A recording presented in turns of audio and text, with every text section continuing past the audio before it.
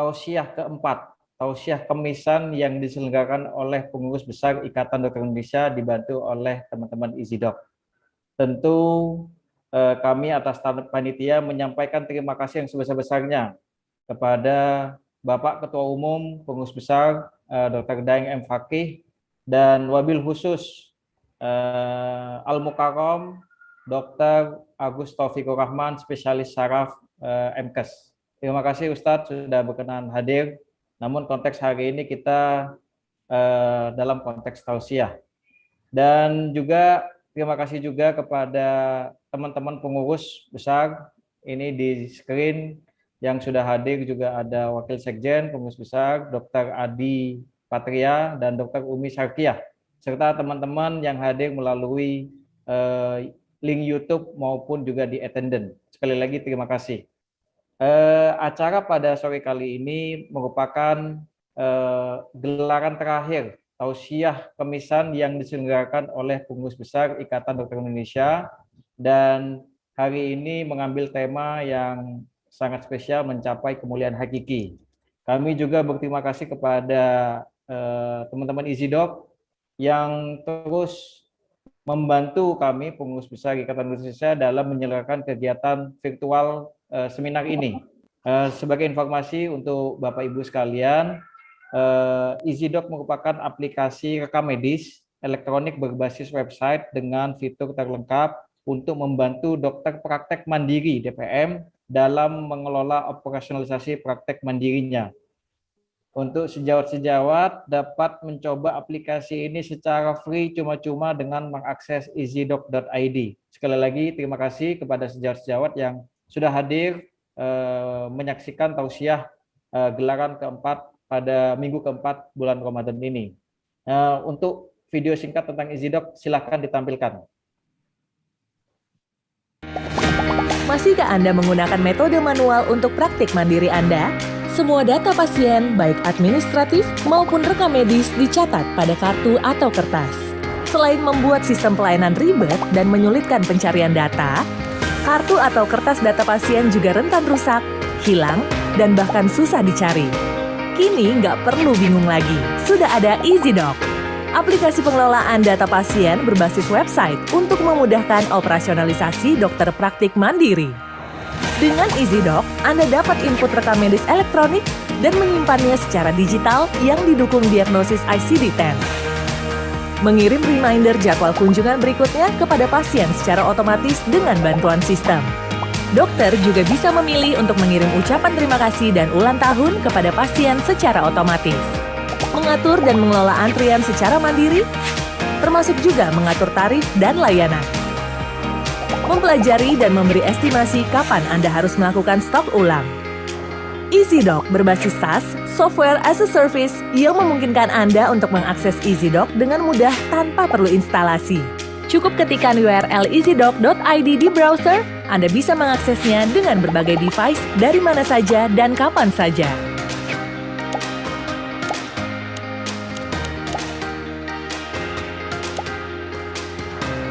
Fitur Write and Type Ready memungkinkan Anda untuk mencatat rekam medis pasien dengan menulis secara digital, serta kemudahan mekanisme pembayaran untuk pasien dengan sistem cashless payment.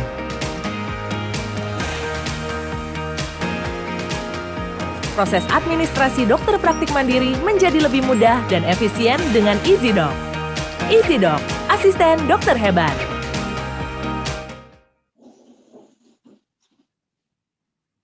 Baik, terima kasih Izidok.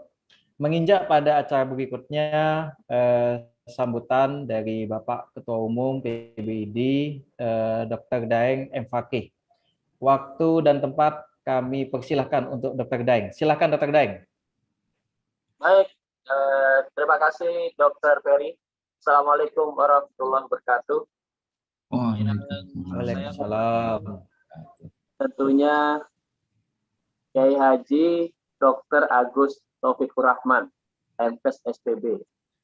Kebetulan beliau seorang dokter, tetapi juga seorang pendakwah, ulama.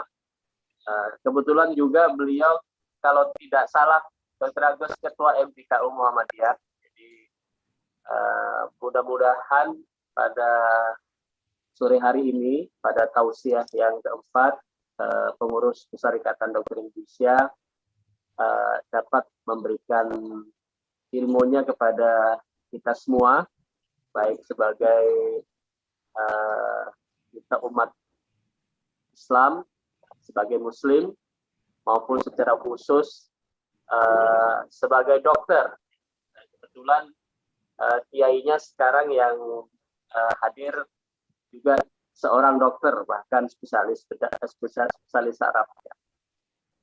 Temanya cukup baik dan mungkin ini cocok dengan 10 hari terakhir kita menempuh ibadah Ramadan, yaitu mencapai kemuliaan hakiki. Mudah-mudahan dengan tambahan ilmu siraman rohani pada sore hari ini oleh Kiai Haji Dr. Agus Rahman, kita semua bisa sempurna dalam rangka memperoleh atau mendapatkan Lailatul Qadar di 10 hari terakhir ibadah Ramadan kita semua.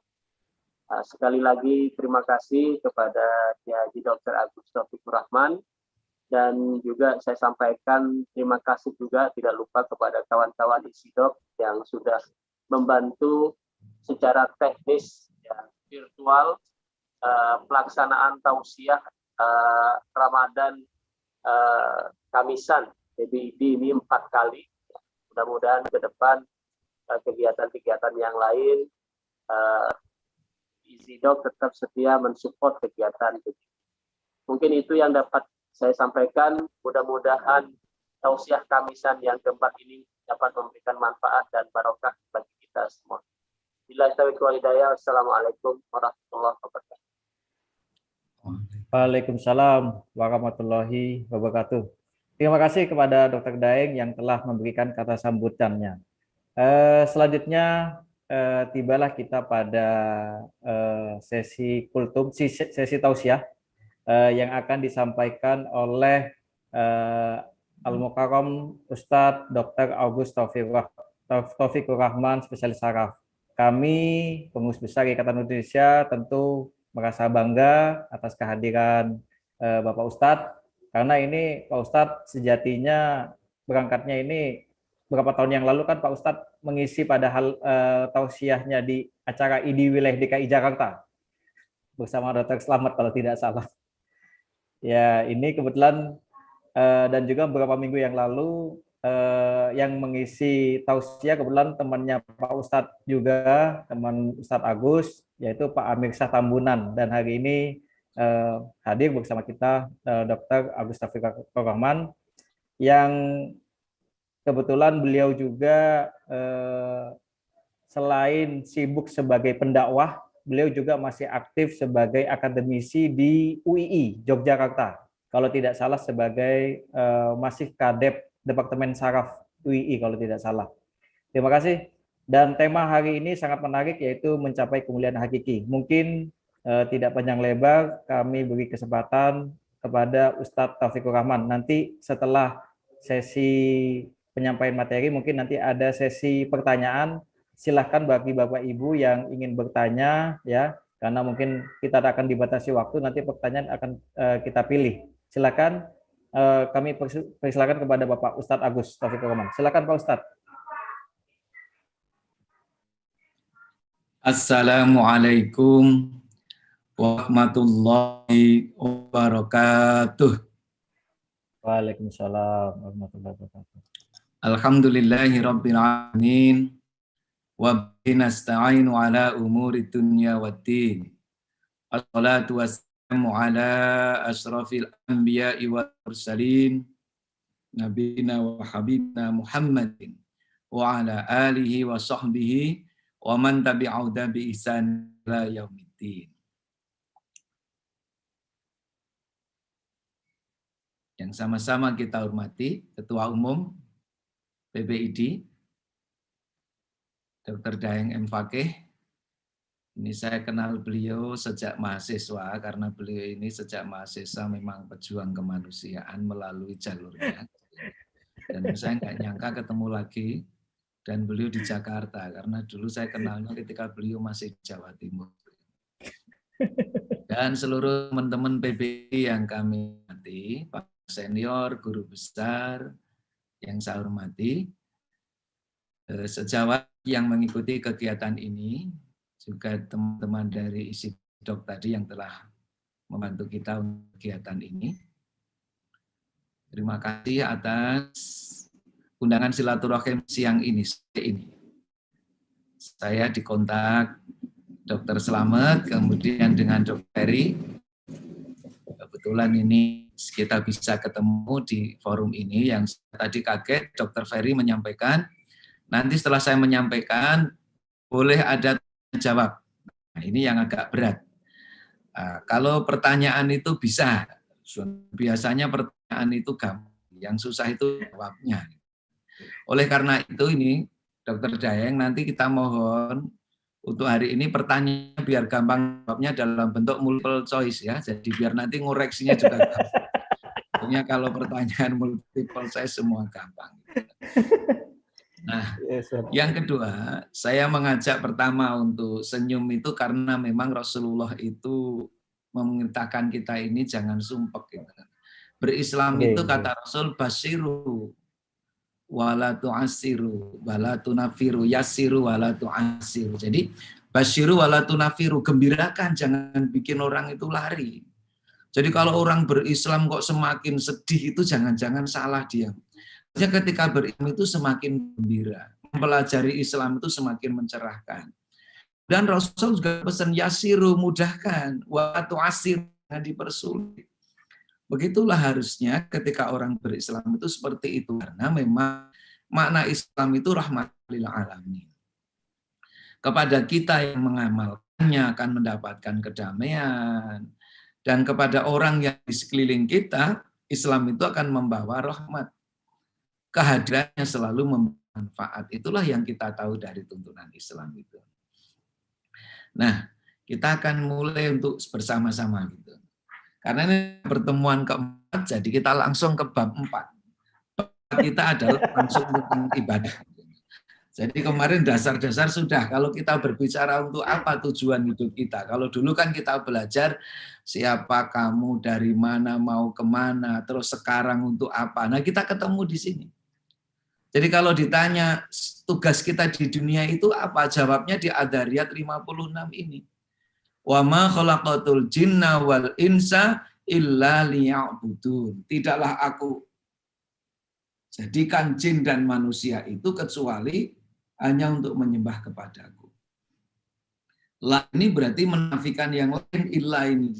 Jadi kecuali betul-betul mutlak untuk itu. Nah kadang orang kemudian bertanya, ibadah yang seperti apa?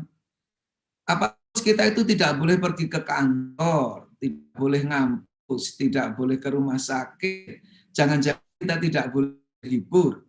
Nah, maka penting kita untuk memahami apa itu ibadah. Nah, sekarang mari kita lihat apa itu ibadah. Kalau berbicara ibadah, tentu kita ingat, inilah ibadah itu yang secara garis besar oleh ulama membagi menjadi ibadah ammah dan ibadah khosoh. Ibadah mahdhoh dan ibadah ghairu mahdhoh. Kalau sudah sampai di sini kita kemudian jadi tergambar. Oh kalau begitu di Islam itu tidak harus sholat terus, sebab ada orang yang taunya ibadah itu tadarus. Di luar membaca Al-Quran bukan ibadah kalau Ramadan. Maka ulama memahamkan kepada kita inilah ibadah yang dibagi menjadi mahdhoh, ghairu mahdhoh. Khosoh kita menyebut sebagai ibadah mahdhoh itu. Atau yang kedua adalah ibadah yang kita kenai sebagai ibadah ammah. Ibadah ammah adalah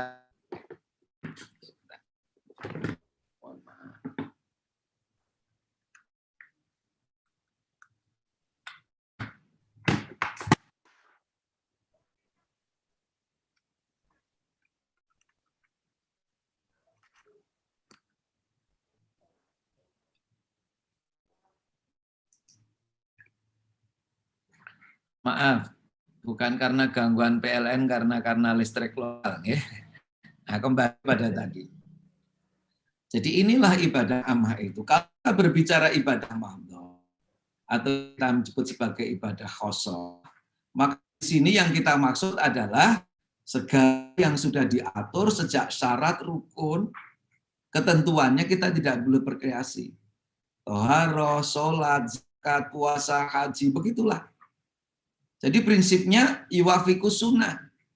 Harus sesuai dengan apa yang diperintahkan oleh Rasul. Kita tidak boleh berkreasi.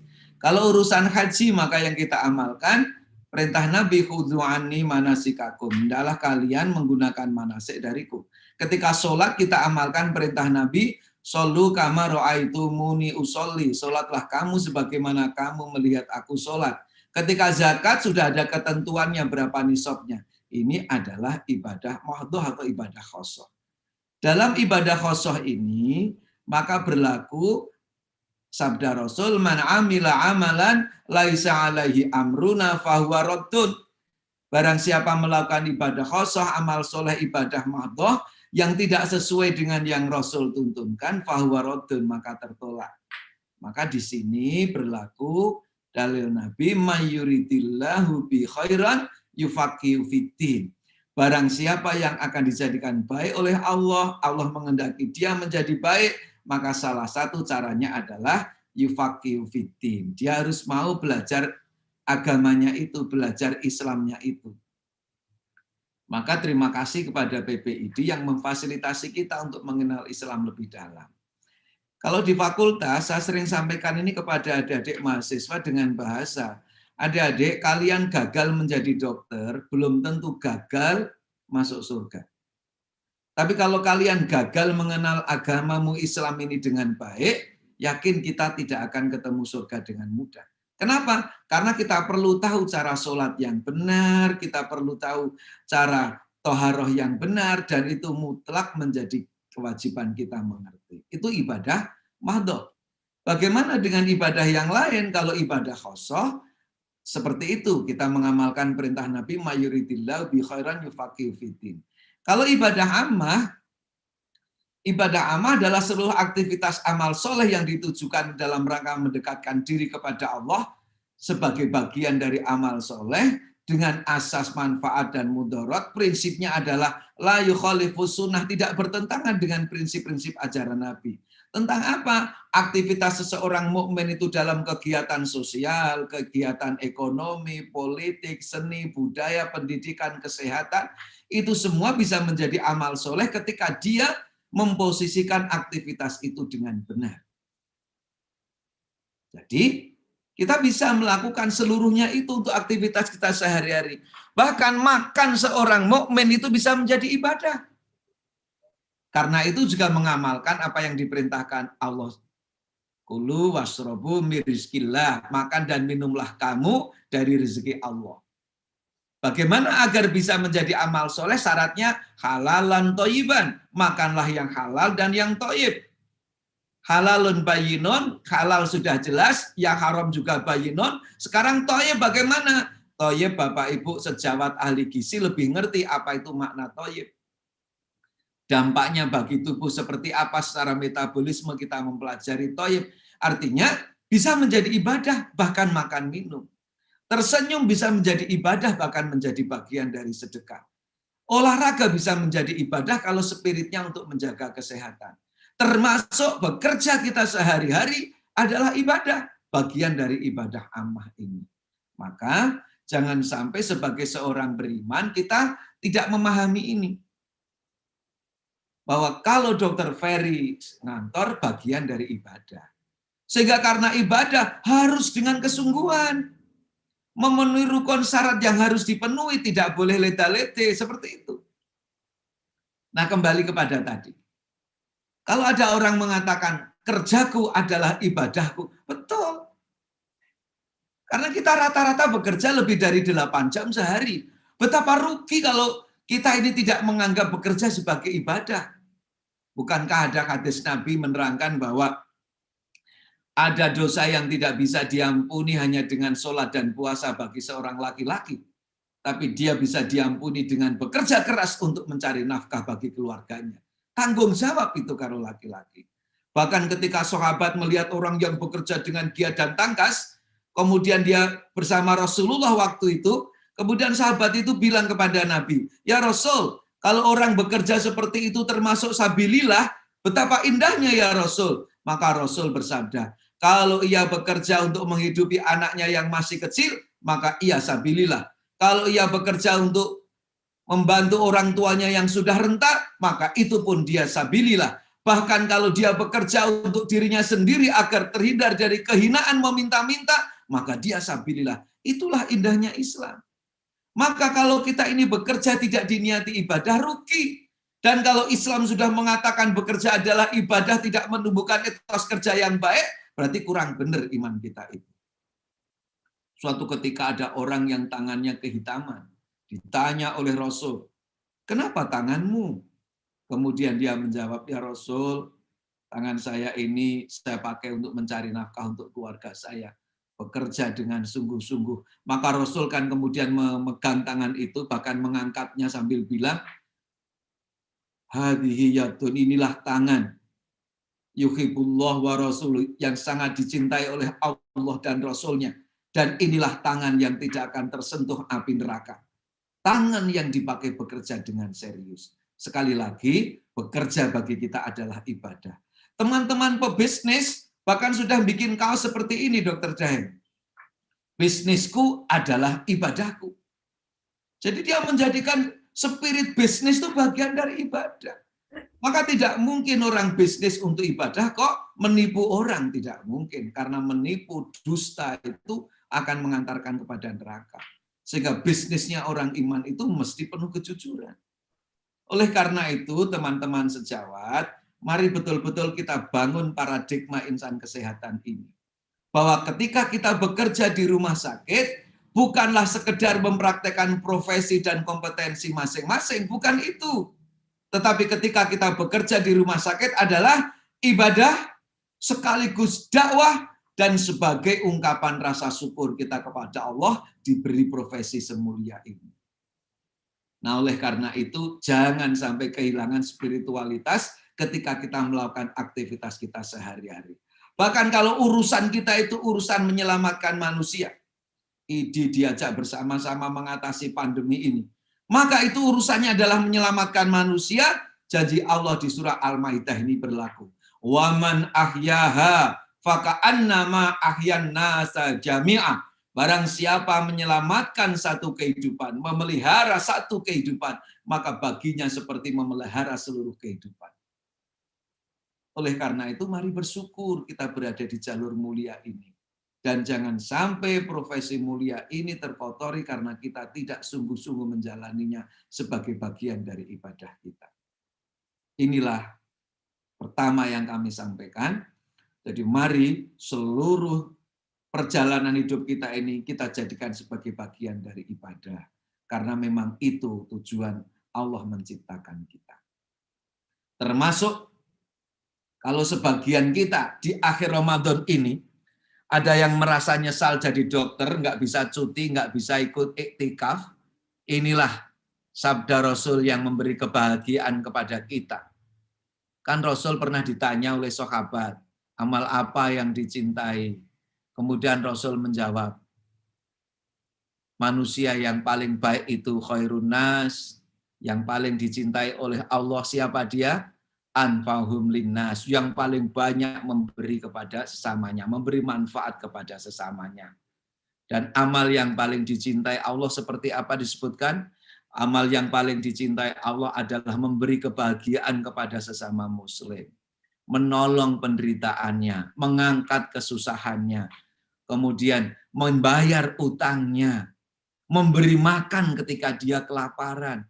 Bahkan Rasul kemudian bersabda, ketika aku berpergian bersama seseorang, tujuannya untuk menolong penderitaan orang sesama mukmin. Jadi ketika seorang itu berjalan, bahkan berjalan bersama Rasulullah untuk menolong saudaranya yang sedang kesusahan, itu lebih aku cintai daripada iktikaf di masjidku ini sebulan penuh. Itu sabda Rasul.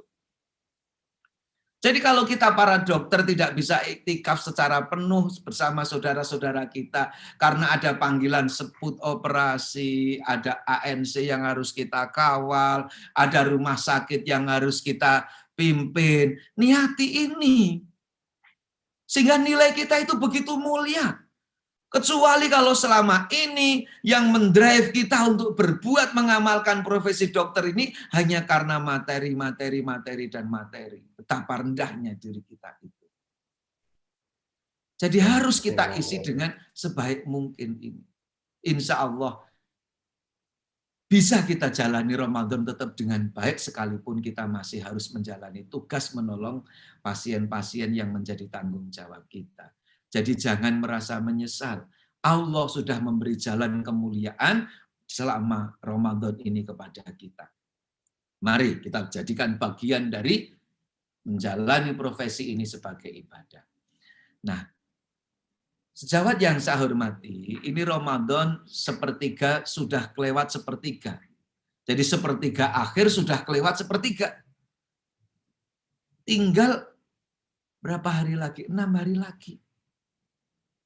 Seperempatnya lagi kira-kira. Seperlima bahkan. Tinggal hari-hari terakhir. Ya tetap harus kita koreksi. Jangan-jangan puasa kita ini sia-sia.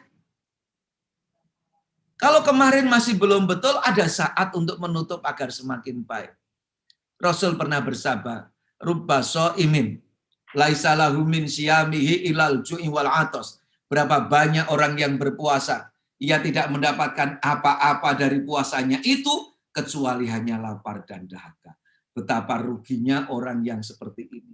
Ia tidak mendapatkan apa-apa kecuali hanya lapar dan dahaga. Semoga kita tidak menjadi bagian yang seperti itu. Jangan sampai kita menjadi bagian yang seperti itu. Ada. Dan kalau Rasul pertanyaannya dengan berapa banyak, mungkin sangat banyak. Oleh karena itu, mari yang 6 hari terakhir kita jaga dengan sebaik-baiknya. Jangan sampai kita termasuk yang disebutkan dalam sabda Rasul tadi. Di matan lain disebutkan, kamin sha'imin laisa lahu min siyamihi ilal ju'i wal atas.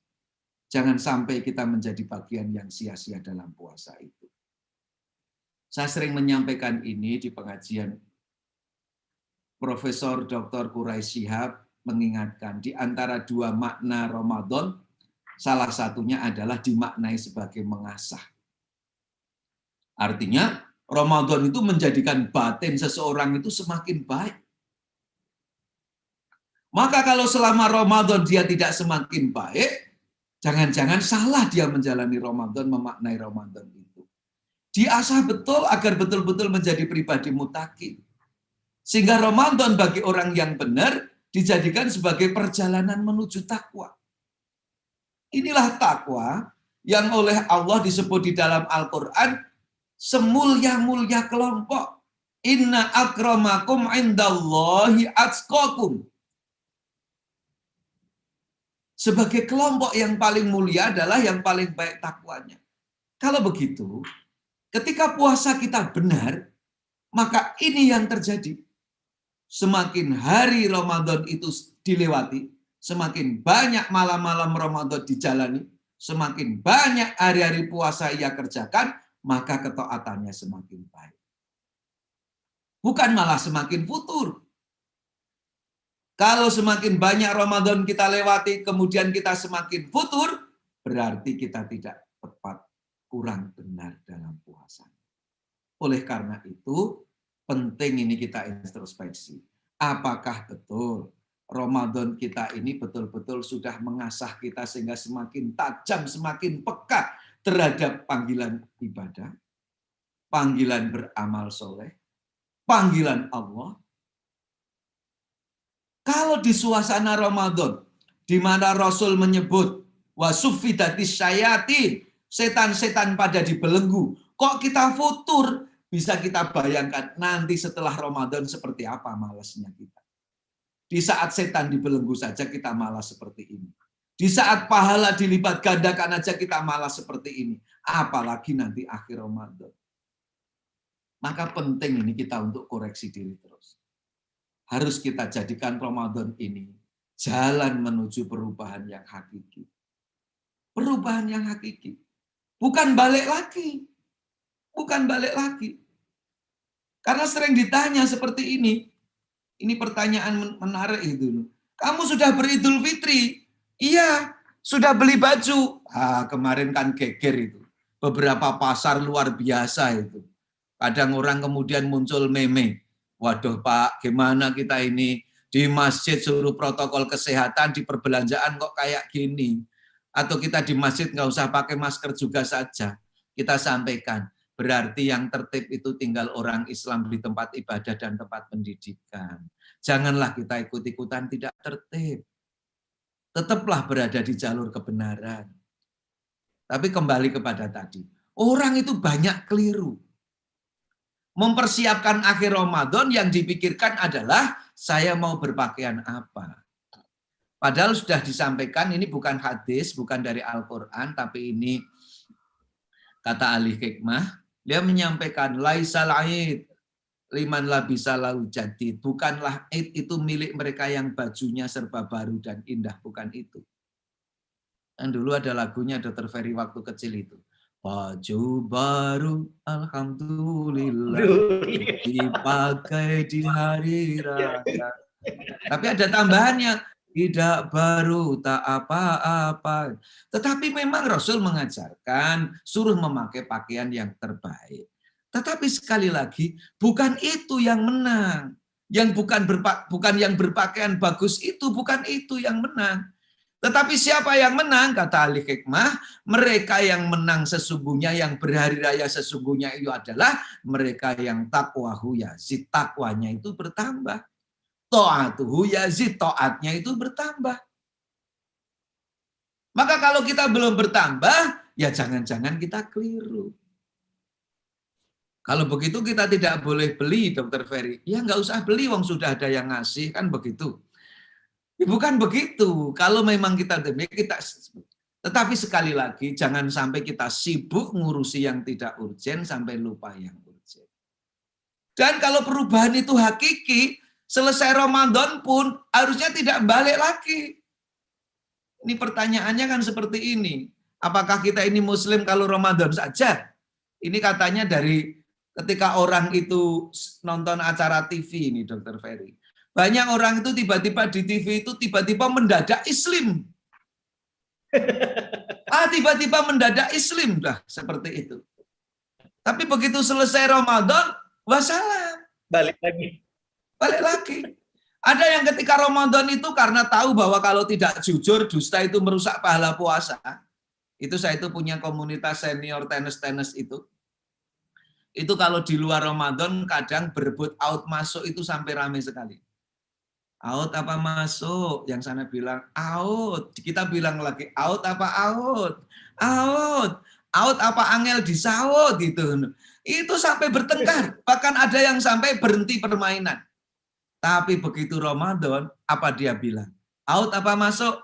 Masuk wong poso kok. Gitu. Dia bilang, ya masuklah kan kita puasa. Loh berarti selama ini nggak jujur. Adalah harusnya Ramadan jujur, selesai Ramadan benar jujurnya.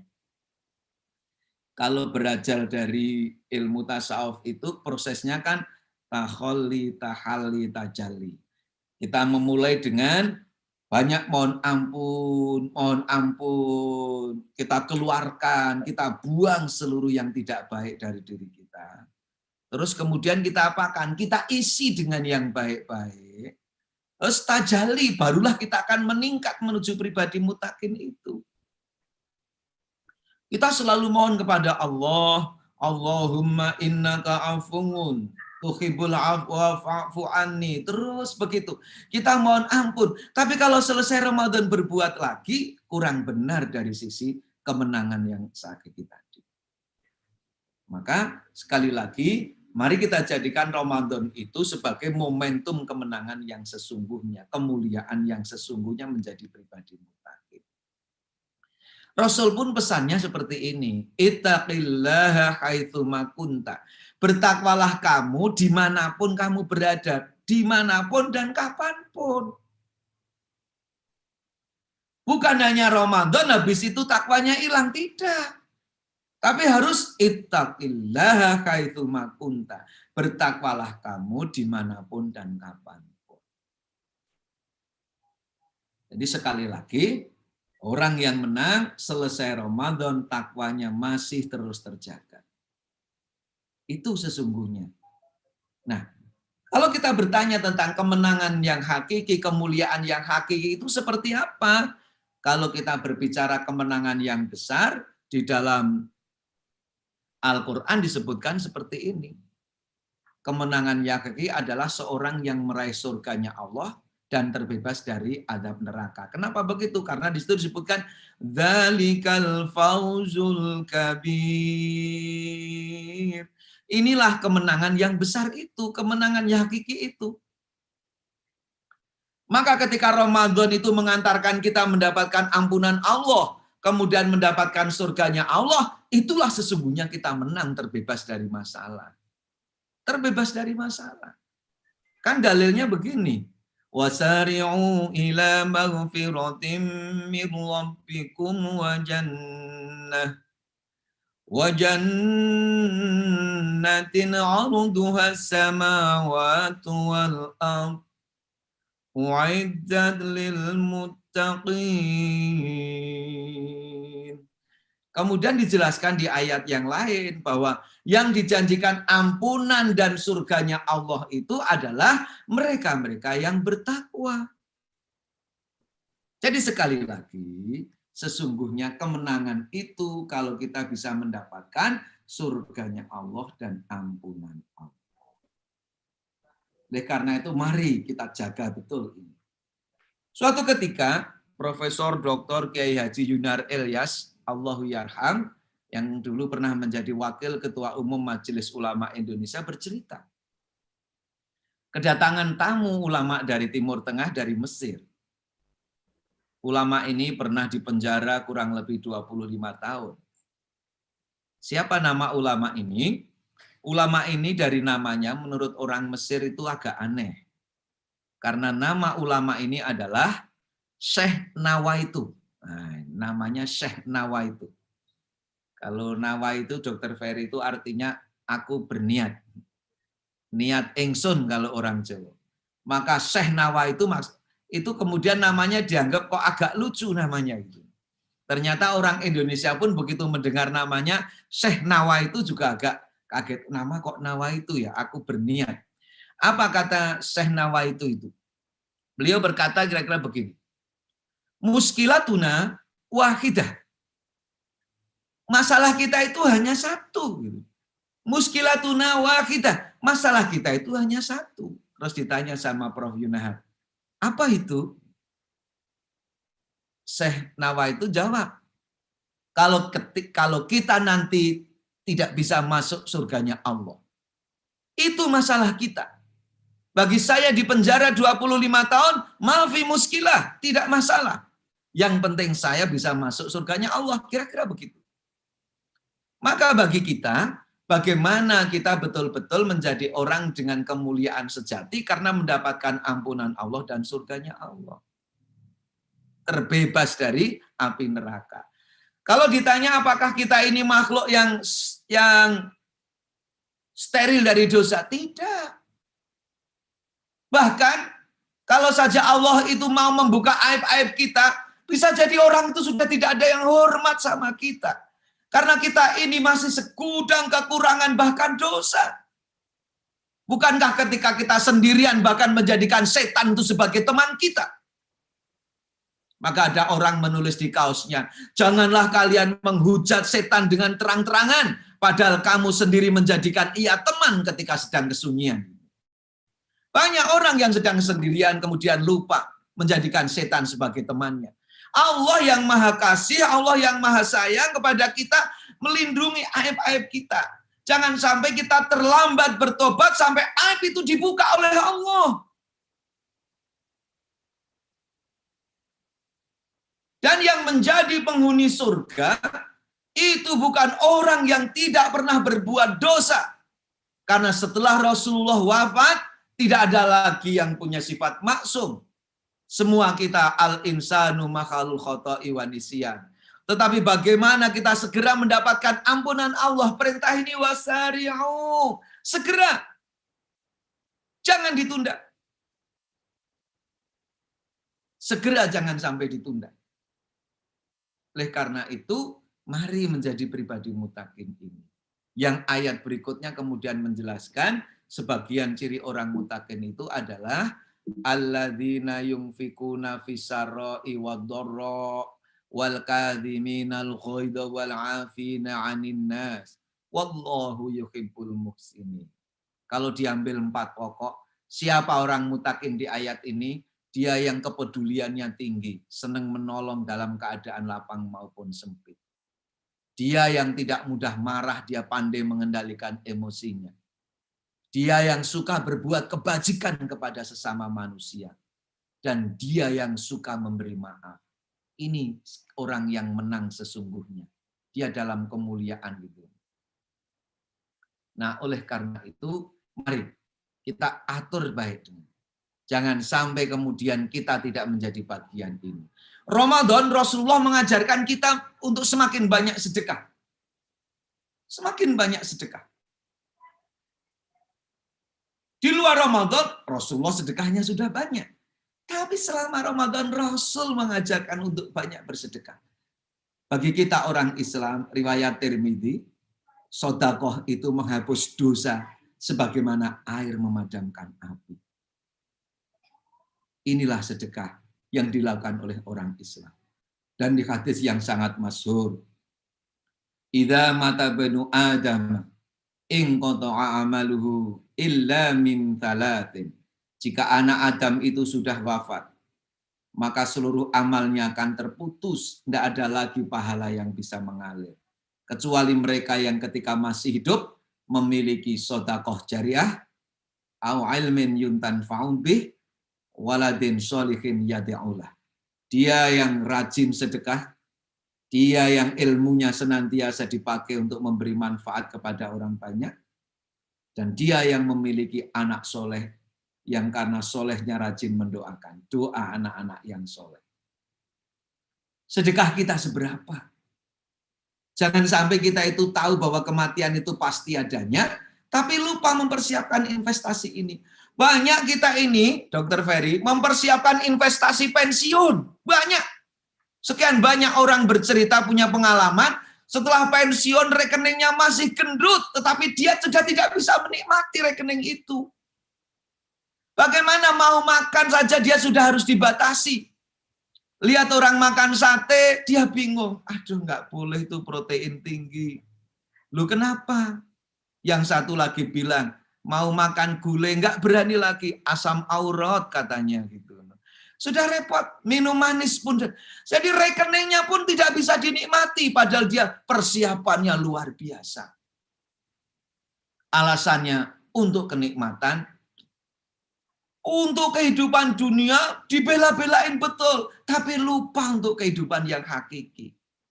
Padahal nasihat orang bijak, jangan tertipu dengan usia muda, karena syarat mati tidak harus tua. Jangan terbedaya dengan tubuh yang sehat, karena syarat mati tidak harus sakit. Jangan terbedaya dengan harta kekayaan, sebab yang dibawa mati hanyalah selembar kain kafan. Yang dibawa mati hanya selembar kain kafan.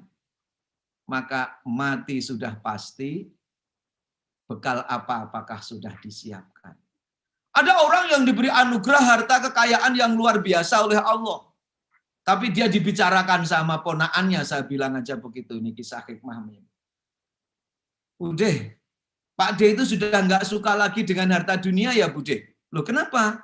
Kok kamu bilang begitu? Setahu saya Pak D masih kerja keras, dia masih nyari rezeki terus.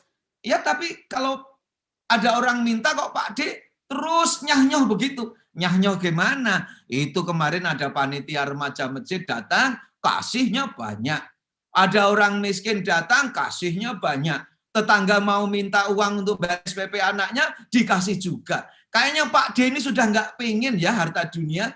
Sudah nggak seneng lagi dengan harta dunia. Tapi budenya bilang, kamu salah nak. Justru saya tahu Pak Demo itu orang yang paling seneng harta dunia. Lu kok dikasih-kasihkan gitu?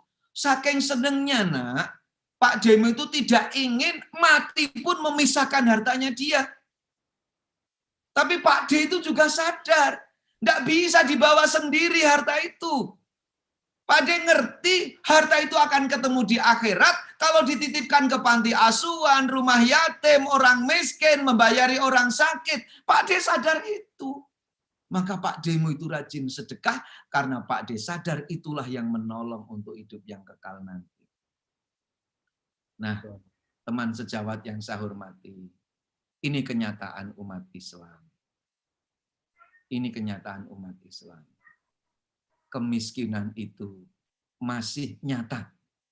Nanti kalau saya bilang nyata dikritik tak kasih dalam kurung. Kemiskinan itu masih nyata. Masih nyata. Di banyak tempat. Betapa orang susah harus ngantri seperti ini. Yakin kalau dokter Daeng suruh ngantri sudah nggak mau. Gitu. Tapi beliau-beliau yang ada di sini ngantri luar biasa. Terus, siapa yang harus menolong mereka? Ya kalau bukan umat Islam sendiri, terus siapa? Maka tugas kita orang-orang mutakin kalau pengen menjadi orang yang menang sesungguhnya, mari kita peduli. Kita bebaskan mereka dari problem yang dihadapi. Kalau kemiskinan ya kemiskinannya, kebodohan ya kebodohannya. Terus kemudian kita berdayakan dia. Sebab kalau umat Islam itu selalu miskin seperti ini, diombang-ambing terus. Tidak bisa menjadi penentu arah masa depan. Padahal sejarah mencatat umat Islam adalah komponen terbesar dalam membangun, mendirikan bangsa yang kita cintai ini. Itu sejarah tidak bisa dipungkiri. Tentunya bersama dengan komponen-komponen bangsa yang lain. Bersatu mendirikan bangsa ini dan umat Islam punya kontribusi yang besar. Kita berdayakan. Dan setelah itu kita majukan. Kalau begitu, yang menang bukan hanya kita sendiri-sendiri masuk surga, tapi kita juga pengen mengajak orang masuk surga bersama-sama. Inilah kemuliaan yang sesungguhnya. Bukan pengen baik sendiri, tapi harusnya kita baik bersama-sama. Karena kita tidak hidup di alam hampa, kita hidup berada di lingkungan kita. Semoga Allah menjadikan kita orang yang menang sesungguhnya. Banyak salah, mohon maaf. Terima kasih atas segala perhatian. Assalamualaikum warahmatullahi wabarakatuh. Waalaikumsalam warahmatullahi wabarakatuh. Terima kasih Pak Ustadz. Saya kira tausiahnya kalau dari awal tadi saya simak luar biasa, bagus sekali, mencerahkan ini buat kami, khususnya teman-teman sejawat juga yang menyimak ya. Tadi di awal dibuka dengan senyuman, ya di akhir lalu tadi sedekah ya, selain juga dengan ibadah bahwa pekerjaan apa yang kita lakukan ini merupakan ibadah yang harus kita jalankan secara sungguh-sungguh. Lalu yang terakhir adalah mari kita maju bersama-sama khususnya umat Islam ya. Ini ada beberapa pertanyaan Pak Ustadz ya. Ada yang raise hand, ada juga yang melalui kolom chat. Namun saya memberi kesempatan kepada yang raise hand untuk menyampaikan langsung ya.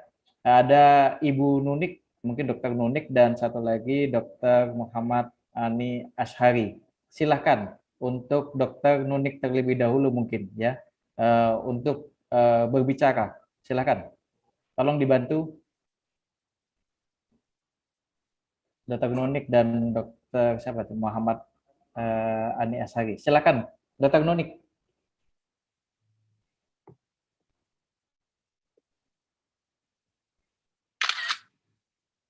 Ya, Dokter Nunik dan Dokter siapa tadi? Halo, Dokter Nunik dan Dokter Muhammad Ani Ashari. Silakan. Sebelum nanti saya bacakan di Q&A. Saya kira mungkin raise hand-nya dari tadi nih ya. Tapi mungkin saya bacakan dulu pertanyaan yang sudah masuk Pak Ustadz ya. Yang pertama dari Dr. Arianto di Boyolali ya. Pertanyaannya mohon pencerahannya bagaimana menjaga keseimbangan mencari ilmu agama dengan ilmu kedokteran. Mohon petunjuk nih Pak Ustadz. Terima kasih. Yang diajarkan guru saya bahwa Allah itu menurunkan ayatnya itu dalam bentuk ayat qauliyah, berarti ini Al-Quran, yang kemudian dibayan tafsirkan oleh sabda Rasul Al-Hadis. Jadi ayat qauliyah, kemudian ada ayat-ayat ciptaannya yang kita kenal dengan sebutan ayat kauniyah. Ayat kauniyah. Maka ketika seseorang itu mempelajari Al-Quran dan As-Sunnah, termasuk turunannya ilmu tafsir, ilmu fikih, ilmu tauhid, dan segalanya termasuk ilmu akhlak, ya tentunya kita mempelajari berbasis dari ayat-ayat qauliyah itu. Tetapi bersamaan dengan itu, yang namanya ulil albab itu juga mempelajari seluruh alam dan isinya. Ciptaan Allah ini. Kalau kita menyebut di dalam surah Ali Imran, alladzina yadhkuruna Allaha qiyaman wa qu'udan wa 'ala junubihim wa yatafakkaruna fi khalqis samawati wal ard. Rabbana ma khalaqta hadza batila subhanaka faqina 'adzabannar. Jadi ulil albab itu juga mempelajari seluruh ciptaan Allah, termasuk kalau kita sebagai seorang dokter mempelajari manusia adalah mempelajari ciptaan Allah. Maka yang paling penting adalah jangan kehilangan spirit bahwa mempelajarinya dalam rangka mempelajari ayat-ayat Allah. Sehingga ketika kita mempelajari tubuh manusia dengan benar, dengan segala rangkaiannya, yang terjadi kita akan mengucapkan Subhanallah, Masya Allah, Rabbana ma khalaqta hadza batila, Subhanaka faqina adzabannar. Dulu kami diajari guru kami patologi anatomi. Ketika kita diminta untuk berbicara tentang jempol. Dr. Ferry masih punya jempol? Karena sekarang jempol ini sering dikeluarkan ketika WhatsApp itu. Beliau kemudian menyampaikan, betapa kita kemudian kagum menyebut Allahu Akbar, Subhanallah, Walhamdulillah, dan segala kekaguman kita. Karena dari jempol ini saja kita bisa mendapatkan pelajaran beraneka macam sel. Belum yang lain. Itu ketika orang spirit mempelajarinya itu benar. Sehingga insya Allah keduanya itu menjadi amal soleh bagi kita. Nah sekarang bagaimana membangun keseimbangan? Kalau B.J. Habibie waktu di mana? Di Mesir ya, beliau kan menyampaikan pidato, di antara jawabannya begini. Sekarang baru tahu. Kalau saya disuruh memilih di antara keduanya, jadi beliau ketika ngomong, saya diberi Allah ilmu pengetahuan dan teknologi sehingga dengannya saya bisa membuat pesawat terbang. Sekarang baru sadar, kalau saya harus memilih di antara ilmu agama dan ilmu tadi teknologi, memang beliau pernah menyampaikan, saya akan memilih ilmu agama karena itu lebih bermanfaat. Tentunya itu dalam konteks B.J. Habibie sudah mendapatkan ilmu pengetahuan teknologi begitu jauh, sementara beliau menyadari ketika sampai di Mesir ternyata ulumuddinnya itu masih kurang.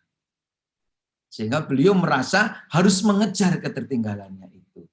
Oleh karena itu, mari ketika kita ada waktu ngaji, ya kita ngaji. Tapi karena kita membutuhkan ilmu kedokteran yang harus kita pakai untuk melayani umat, ya kita harus mengupdate terus. Bukankah per definisi dokter muslim itu adalah seorang muslim yang menjadi dokter, yang menerapkan kaidah Islam dalam pelayanan kedokterannya, dan menggunakan ilmu kedokteran mutaakhir. Di situ sebutkan ilmu kedokteran mutaakhir, maka seorang dokter muslim itu harus senantiasa mengupdate ilmu kedokterannya. Jadi masing-masing kita punya standar sendiri, Dr. Ferry. Saya sekarang di posisi mana? Kalau saya merasa di usia ini bacaan Al-Quran saya kok masih kurang fasih, maka tentunya kita harus memfokuskan mempelajari Al-Quran dengan fasih. Jangan sampai kita sampai ajal tidak bisa ngaji Al-Quran. Padahal Al-Quran di situ disebut di sabda Rasul, Iqra'ul Quran fa innahu ya'ti yaumal qiyamah syafi'an li ashabi. Bacalah Al-Quran olehmu karena ia akan hadir di hari kiamat nanti memberi pertolongan kepada sahabatnya Quran itu. Nah sekarang kita di posisi kita masing-masing. Terus ketika kita belajar fikih, ya kita juga harus paham bahwa kalau kita berbicara fikih, tentunya mungkin kita harus memahami bahwa sekian banyak ulama fikih, beliau tetap rukun, akur, tapi pendapat fikihnya berbeda. Maka kalau kita berbicara fikih, kita juga harus membuka hati lebar-lebar kalau ada perbedaan dengan orang lain. Imam Malik itu gurunya Imam Syafi'i. Gurunya Imam Syafi'i, Imam Malik itu. Tapi murid sama guru bisa berbeda pendapat dalam beberapa hal urusan fikih. Tapi yang terjadi, Imam Malik dan Imam Syafi'i itu saling menghormati, saling menjaga kemuliaan masing-masing. Maka sedih kalau sekarang ada orang Indonesia hanya karena berbeda fikih, berbeda jumlah rakaat, berbeda doa, terus kemudian harus berantem dengan sesamanya. Kenapa tidak belajar dari guru-guru kita yang mulia itu? Apalagi ada orang yang memang sengaja menghembuskan perbedaan fikih ini. Ini namanya cara belajar yang belum membuka hati. Demikian. Mantap nuwun, Pak Ustadz. Ini ada 3 penanya lagi. Ini langsung banyak ini, Pak Ustadz. Kalau biar cepat jawabnya memang harus multiple choice, Dr. Ferry. Jadi kalau saya bilang A gitu. Nih, baik. Ini kayaknya yang pertanyaan berikutnya ada yang multiple choice. Nah, yang pertama dari Dr. Agus Hussein, saya sampaikan, di dalam Al-Quran disebutkan bahwa barang siapa berpuasa dengan iman dan penuh pengharapan, maka dosanya akan diampuni seperti bayi baru lahir. Yang saya tanyakan, maksud dari dengan iman itu bagaimana maknanya, Pak Ustadz? Yang kedua, ini yang tadi yang multiple choice A atau B ini. Seperti kita ketahui bahwa turunnya Al-Quran adalah di malam 17 Ramadan. Pertanyaannya, apakah di malam itu bisa bersamaan dengan turunnya malam Lailatul Qadar? Ya. Dari Pak Muhammad, biar sekalian saya bacakan, Pak Ustadz, menyimak PowerPoint yang tadi Pak Ustadz sampaikan mengenai kerjaku adalah ibadahku, ketika kita harus bekerja di malam hari selama bulan Ramadan, dan kita tidak memiliki waktu untuk tarawih dan tadarus, bagaimana pandangan Ustadz mengenai hal ini? Ini apakah dapat juga pahalanya apa tidak? Mungkin ya. Yang berikutnya adalah dari Dr. Muhaimin, ya. Maaf Ustadz, mohon tanggapannya, kita bangsa Indonesia yang mayoritas Muslim sudah bertahun-tahun melaksanakan ibadah puasa Ramadan. Tapi sayang sampai saat ini masih yang terekspos kebanyakan masalah dari perbuatan orang-orang yang tidak bertakwa. Negara kita masih terpuruk, jadi sepertinya puasanya tidak sampai menjadi orang bertakwa. Terima kasih. Demikian Pak Ustadz. Oke. Ya Allah, ini kayak ujian disertasi, ya. Pertanyaannya. Jadi yang pertama tadi adalah yang mengenai iman tadi, yang apa? Ya, konteks jadi iman. Itu di hadis Nabi, ya, hadis Nabi, man shoma Ramadan imanan wahtisaban ghufira lahu ma taqaddama min dzambi. Jadi barang siapa yang puasa Ramadan dengan iman dan ihtisaban, ihtisaban itu berharap balasan yang baik, pahala kebajikan dari Allah. Ghufira lahu ma taqaddama min dzambi, diampuni segala dosanya yang sudah. Apa yang dimaksud dengan iman? Nah, sebagian mengartikan puasa dengan iman itu adalah puasa yang dilakukan karena panggilan keimanannya kepada Allah. Jadi murni puasanya itu dilakukan karena panggilan imannya kepada Allah, sehingga niatnya niat ikhlas karena Allah untuk mendapatkan ridho Allah, bukan untuk yang lain. Inilah puasa diniatkan karena iman. Karena ada puasa yang bukan karena iman, puasa karena ingin mendapatkan penghargaan dari atasannya. Maka ini berarti bukan karena iman. Orang yang berpuasa karena iman, maka spiritnya adalah wa kafa billahi syahida. Cukuplah Allah yang menjadi saksi terhadap puasaku ini. Maka sebetulnya puasa itu contoh ibadah yang bisa melatih keikhlasan. Karena kalau sholat itu ketahuan gerakannya. Allahu Akbar. Sehingga ketika yang di belakang ada direktur rumah sakitnya, terus sholatnya dibikin lama biar ketahuan. Ada yang kalau haji, ketika dulu berada di tanah suci dipasang fotonya. Dipasang fotonya. Fotonya dipasang. Apa itu foto Bapak? Ini waktu saya haji yang ketiga. Ini haji pertama. Bisa. Tapi bisa enggak. Tapi kalau orang puasa, enggak bisa, enggak begitu terlihat kok. Bibirnya putih, habis makan pisang bibirnya juga putih, enggak bisa dibedakan dari fisiknya. Apalagi kalau kemudian kita masang foto saat berpuasa. Ini foto apa? Oh, ini foto keluarga saya pas puasa 10 hari. Enggak bisa dipakai bukti bahwa itu di foto itu karena berpuasa. Maka betul puasa itu betul-betul harus panggilan iman. Jadi betul harus karena panggilan iman. Kalau niat puasanya panggilan iman, mengharap balasan dari Allah, diampuni segala dosanya. Tentunya dengan ketentuan puasa tidak rusak dengan tidak bohong, tidak dusta, tidak membuat orang lain celaka, tidak berkata jorok, dan segala ketentuan yang lain. Kemudian yang kedua Pak Dr. Ferry tadi? Yang tadi, Lailatul Qadar apakah bersama dengan nuzulul Quran? Oh, jadi memang ulama berbeda pendapat bahwa ulama sepakat turun pertama wahyu Ramadan itu, wahyu Al-Quran itu di bulan Ramadan. Tetapi beberapa ulama berbeda pendapat tentang tanggalnya. Hanya sebagian menyepakati turunnya Ramadan itu di tanggal 17 yang pertama itu. Nah, problemnya sekarang kan pencarian Lailatul Qadar itu kan tidak pernah disebut tanggal berapa. Hanya suatu ketika Rasul pernah menasihatkan kalau ingin mencari, carilah di 10 hari terakhir dan terutama malam-malam ganjil. Tapi tidak pernah ada nas yang mutlak mengatakan bahwa Lailatul Qadar itu di tanggal sekian sekian. Tidak pernah ada nas yang mutlak. Tapi bahwa Al-Quran itu turun di bulan Ramadan, nasnya qat'i. Karena itu di Al-Quran, Syahrul Ramadan alladzi unzila fihil Qur'an. Itu disebutkan. Bahwa memang Al-Quran turun pertama di bulan Ramadan. Oleh karena itu, tidak ada narasi dari ulama yang memastikan bahwa tanggal 17 itulah turunnya nuzul Quran. Sehingga nuzul Quran itu diantara hikmahnya adalah agar kita itu mencarinya betul sejak dari hari pertama sampai hari terakhir itu dipakai sesungguh-sungguhnya Ramadan ini. Demikian. Yang ketiga Pak Dr. Ferry. Masih di mute, Dr. Ferry? Masih ini di kerja, iya, mohon maaf. Ini kerjaku yang ada, yang PowerPoint yang tadi. Kerjaku adalah ibadahku. Jadi yang bersangkutan tidak sempat melakukan taraweh, tadarus ya, tapi selama malam mungkin bekerja terus mungkin. Terima kasih. Ya kalau shift-nya itu shift di Indonesia, bekerja itu kan yang malam itu biasanya dari jam 8 atau dari jam 9. Dan sebetulnya jam 7 sampai jam 8-nya sudah bisa sholat tarawih. Tarawih. Shift normal. Kalau shift-nya shift normal.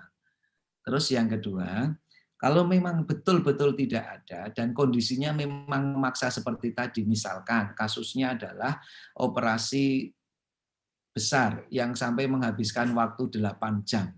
Memang belum tentu kita bisa punya kesempatan tarawih seperti itu. Ya, yang dilakukan ketika kita menolong itu tidak mengurangi kemuliaannya. Oleh karena itu, di hadis Nabi disebutkan maknanya itu begini, di saat kita longgar, usahakan kita melakukan sebaik-baiknya yang kita bisa lakukan dan rutin. Karena ketika kita tidak bisa melakukan karena sesuatu hal, maka Allah mencatat di saat kita tidak bisa melakukan karena sesuatu hal itu sebagai amaliyah yang biasa dilakukan. Contohnya begini, orang yang biasa tahajud, rutin dia tahajud. Suatu ketika karena sesuatu hal dia tidak bisa tahajud dan alasannya alasan syar'i, maka dia mendapatkan pahala seperti orang tahajud di malam. Maka di dalam Islam, di saat kita longgar, lakukanlah sebaik mungkin, sehingga ketika ada suasana sempit kita tidak bisa melakukan, kita masih mendapatkan pahala, sebagaimana dijelaskan di Sabda Rasul. Demikian Dr. Ferry. Baik, terima kasih. Saya kira berhubungan dengan waktu, tapi ada satu penanya dari panelis kita juga, Dr. Bima Arinugrah dari Purworejo. Silakan Dr. Bima. Saya kasih kesempatan. Mas Bima, ayo Mas Bima. Ya, Assalamualaikum warahmatullahi wabarakatuh. Terima kasih Dr. Ferry. Oke, maturun Pak Ustadz Dr. Agus yang dirahmati Allah. Yang menarik adalah ini Pak Ustadz tentang bekerja adalah ibadah. Pertanyaan saya ini seperti pesanan Pak Ustadz tadi, bahwa nantinya multiple choice. Artinya yang pertama adalah, benarkah baik buruknya serta halal dan haramnya pekerjaan ditentukan dari niatnya? Karena banyak sekali pertanyaan dari teman-teman sejawat sekalian, bahwasanya terutama yang bekerja pada instansi rumah sakit non-muslim, apakah itu mengurangi ibadah mereka atau tidak? Yang kedua adalah, bolehkah bekerja selain niat sabilillah, juga niat, jadi selain niat sabilillah itu juga niat untuk mendapatkan kemuliaan duniawi, artinya untuk jadi hal ini senada dengan yang tadi sudah diungkapkan oleh Ustadz terkait dengan sedekah. Mungkin itu saja Dr. Agus, supaya tidak terlalu panjang. Terima kasih. Yang pertama bahwa bekerja menjadi ibadah kalau pekerjaan itu tidak bertentangan dengan ajaran Allah dan Rasul-Nya. Jadi tentunya kita tidak berada barang-barang yang haram, proses yang haram, atau untuk kepentingan maksiat, atau untuk kepentingan merusak Islam, merusak tauhid. Jadi itu semua menjadi bagian-bagian yang tidak boleh kita langgar. Jadi misalkan saya niatnya kok ibadah, tapi kemudian saya menjual khamr, yaitu berarti bukan bekerja untuk ibadah. Atau saya niatnya ini bekerja ibadah, tapi saya di dalam bekerja itu melakukan hal-hal yang dilarang, misalkan menipu, itu berarti itu tidak bisa menjadi ibadah. Jadi bukan hanya niat saja, kalau dalam Islam, ibadah itu yang pertama memang harus dengan niat yang benar. Kemudian yang kedua, caranya juga harus benar. Jadi tidak cukup hanya niat, tapi juga harus niat dan cara itu di dalam Islam harus benar. Kemudian yang ketiga, kalau masih harus dilengkapi, niat, cara, dan alatnya harus benar. Jadi maka yang sekali lagi akan bisa menjadi ibadah kalau kemudian kita itu di dalam bekerja itu tidak melanggar hal-hal yang diatur oleh Allah dan Rasul-Nya. Sekarang bagaimana kalau niat kerja kita itu terbesit di dalam hati untuk diantaranya mendapatkan kemuliaan. Nah, memang nasihat yang utama dari ulama itu adalah jika kita melakukan aktivitas untuk mendapatkan kemuliaan akhirat, maka dunia pun akan mengikuti. Tetapi kalau kita meniatkan hanya murni karena dunia, dunianya belum tentu dapat, akhiratnya sudah pasti lepas. Maka selalulah yang menjadi niat utama adalah niat utama untuk meraih ridho Allah. Bahwa ada tolak ukur dunia yang harus kita terapkan, iya, misalkan profesionalisme itu diatur oleh cara seperti ini. Misalkan sebagai dokter, sekarang kita dianggap sebagai dokter yang kurang profesional kalau ditelepon untuk konsulen pasien kita sampai nunggu berkali-kali, ini dokternya nggak profesional. Maka standar profesionalisme juga harus kita terapkan. Ukuran-ukuran itu kita lakukan, tetapi bahwa yang mendrive kita untuk datang ke rumah sakit itu bukan karena saya, wah ini pasien VIP jasa medis sekali visite sekian, itu kesampingkan dulu. Kesampingkan dulu. Yakin kok sesama dokter kita punya rasa. Bahkan kadang pasien tinggal satu. Itu kalau harus ngukurnya itu jasa medis, nggak cukup untuk bensin dan waktu.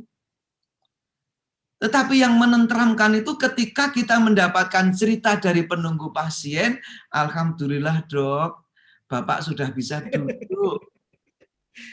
Wah, itu yang menenteramkan.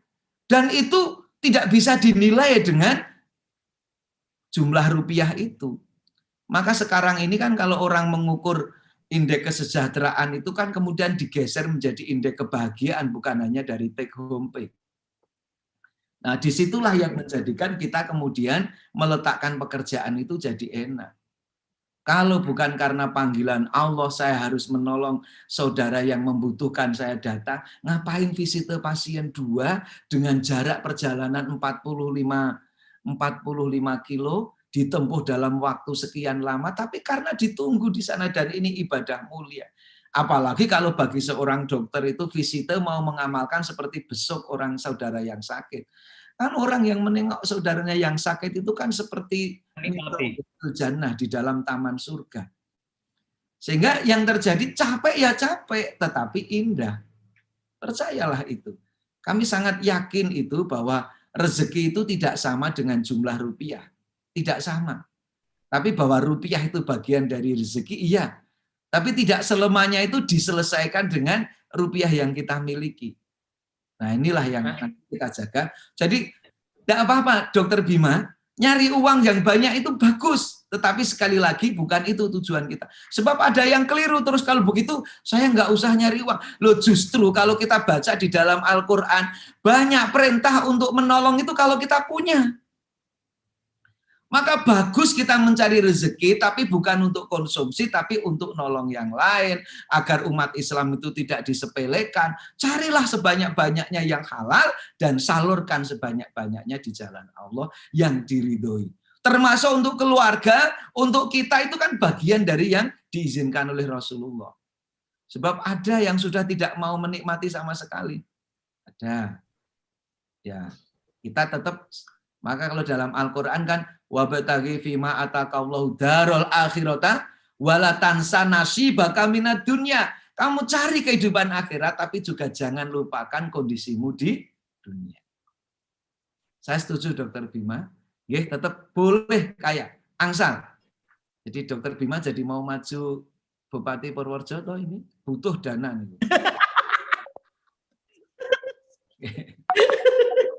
Baik, baik. Terima kasih Pak Ustadz. Saya kira di akhir sesi. Ya, makasih Pak Ustadz. Ini di akhir sesi. Mohon maaf untuk sejawat karena pertanyaan banyak ya. Next time kita sambung lagi di acara berikutnya. Mudah-mudahan kita berjumpa lagi.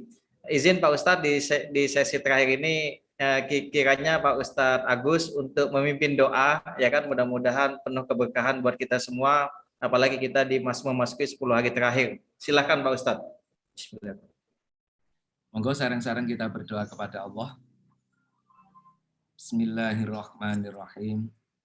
Alhamdulillahirabbil alamin. Hamdan na'imin hamdasyakirin. Allahumma sholli ala Muhammadin warhamna ma'hu bi rahmatika ya arhamar rahimin. Rabbi auzi'ni an ashkura ni'mataka allati an'amta alayya wa ala walidayya wa an a'mala sholihan tardahu wa adkhilni bi rahmatika fi ibadika sholihin. Allahumma arinal haqqa haqqan warzuqna ittiba'ah wa arinal batila batila warzuqna ijtinabah. Allahumma yassir lana umurana umurad dunya wal akhirah. Allahumma tawil umurana wa sahih ajsadana wa nawwir qulubana wa ahsin a'malana. Allahumma inni a'udzubika min ilmin la yanfa' wa min qalbin la yahsha wa min nafsin la tashba' wa min da'watin la yustajabu laha. Rabbi habli hukman wa alhiqni bis sholihin waj'alni lisana sidqin fil akhirin waj'alni min warathati jannatin na'im. Allahumma ij'al baldatana Indonesia baldatan aminan baldatan sakinatan. Rabbana atina fid dunya hasanah wa fil akhirati hasanah wa qina adzabannar walhamdulillahi rabbil alamin.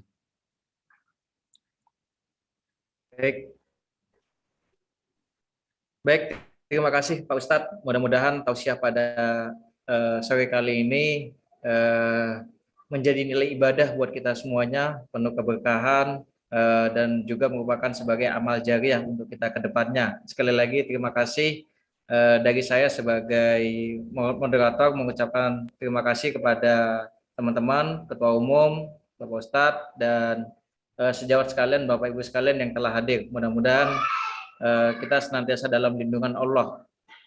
Dari saya akhiri, nasrul minallah wa fathun qarib wa wallahu muwaffiq ila thoriq. Wassalamualaikum warahmatullahi wabarakatuh. Waalaikumsalam warahmatullahi wabarakatuh. Dokter Daeng, mohon izin saya pamit karena di Jogja sebentar lagi mau mendahului berbuka. Dokter Ferry, monggo.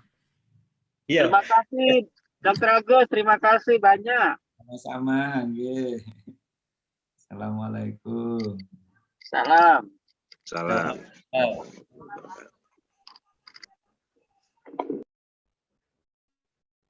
Izin, Liv, Dr. Daeng, dan teman-teman sekalian, teman-teman EasyDoc, terima kasih ya. Ya baik, terima kasih Dr. Ferry, Dr. Daeng, dan teman-teman EasyDoc dan para peserta. Terima kasih semuanya. Terima kasih.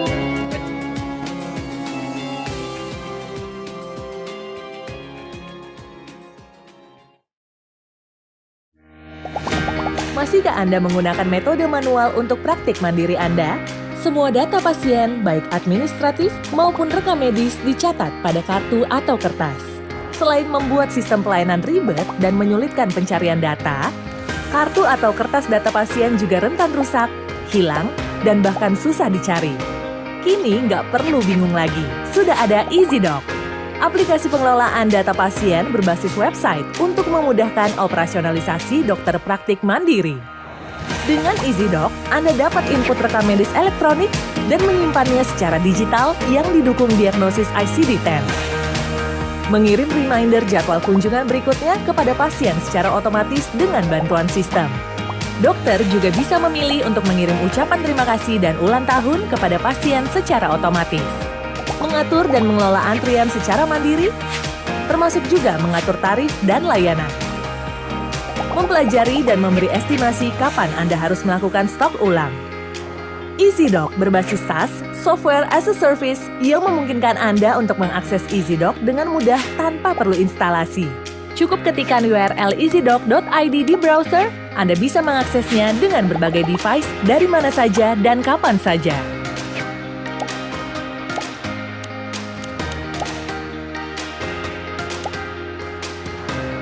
Fitur Write and Type Ready memungkinkan Anda untuk mencatat rekam medis pasien dengan menulis secara digital, serta kemudahan mekanisme pembayaran untuk pasien dengan sistem cashless payment.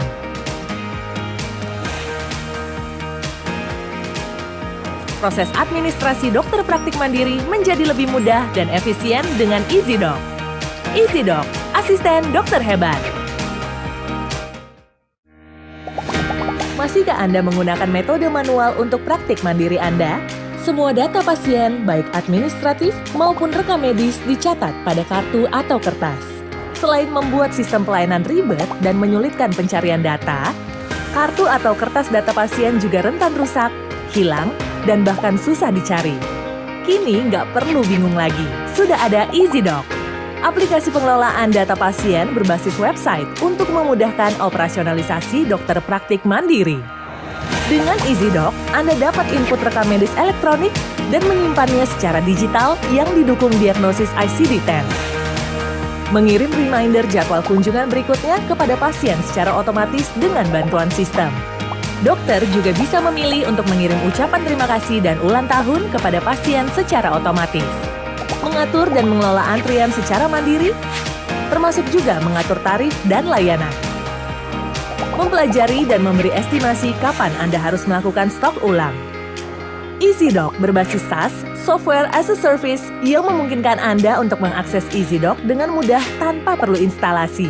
Cukup ketikkan URL easydoc.id di browser, Anda bisa mengaksesnya dengan berbagai device dari mana saja dan kapan saja.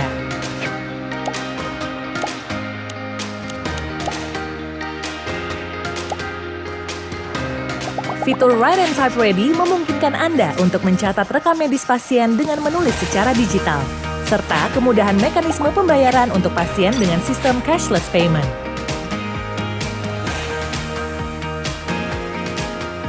Proses administrasi dokter praktik mandiri menjadi lebih mudah dan efisien dengan EasyDoc. EasyDoc, asisten dokter hebat.